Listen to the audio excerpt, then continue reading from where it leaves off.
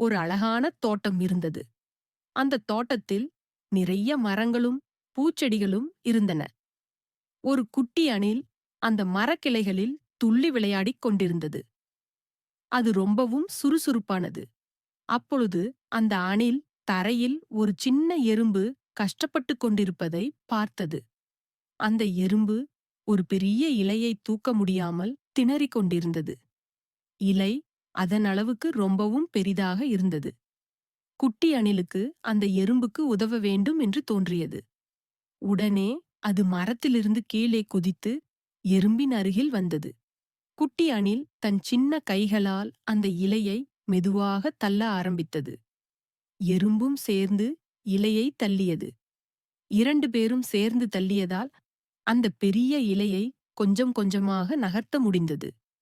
கொஞ்ச நேரத்தில் எறும்பு அந்த இலையைதான் போக வேண்டிய இடத்திற்கு பத்திரமாக கொண்டு சேர்த்துவிட்டது.